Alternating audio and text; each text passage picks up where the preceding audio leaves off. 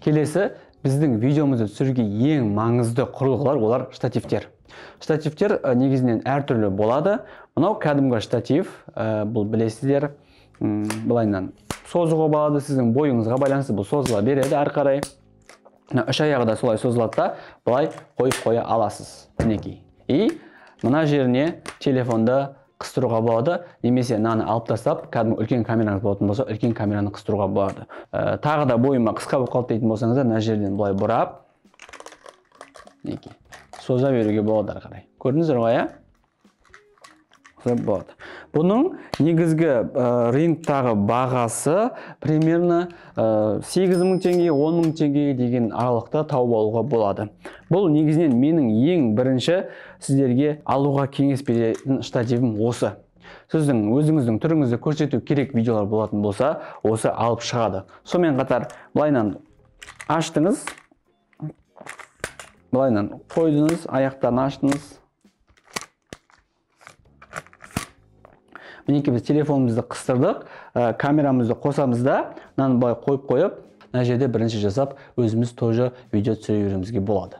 Сонымен қатар, мынаны тағы да бұрып, өзіңізге қарай қаратып, мысалға ана бетте тұрсыз, осыған тоже отырып сөйлеп, немесе тұрып сөйлеп, өзіңізді түсірсеңіз болады. Бұның негізі атқаратын функциялары өте көп. Былайынан вертикальный да болады, мысалға Reels түсіргіңіз келсе деген сияқты осындай. Все, кеттік, әрі қарайға көшеміз. Негізгі мен жаңа көрсеткен штативтің лампа түрі де бар, білесіздер, домалақ болады и жан-жағынан свет жанады. И сосын мына жерінде кішкентай штатив сияқты тұрады, соған сотканы қыстырып қоясыз да. Негізі ол лампаны алсаңыздар да ол вообще өте керемет, ол бірге сізге светімен бірге келеді.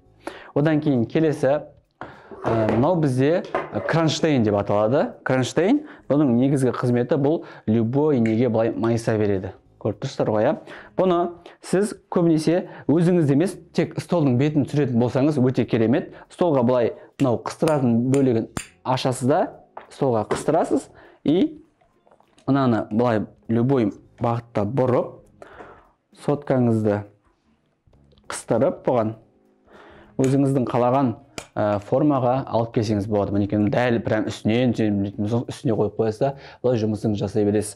Былайынан алысқа қоям дейсіз да, алысқа қоясыз и суретіңізді салып, өзіңіздің контентіңізді осылай түсіре берсеңіз болады. Бұл кронштейннің осындай өзінің бір ерекшелігі бар. Көбінесе сол столдың бетін ғана түсірем дейтін адамдарға өте ыңғайлы зат. Мінекей достар, мен самый простойларын көрсеттім, сіздерге алуға болатын. Енді бұл кронштейннің бағасына келетін болсақ, бұл примерно 6.000 теңгедей тұру керек, но 10.000 теңгеге бұдан мықтысында тауып алсаңыздар болады. Мен ең негізгі екі штативті көрсетіп, үшінші лампа сіздерге айттым, өздеріңізге қалаған ыңғайлысын алыңыздар.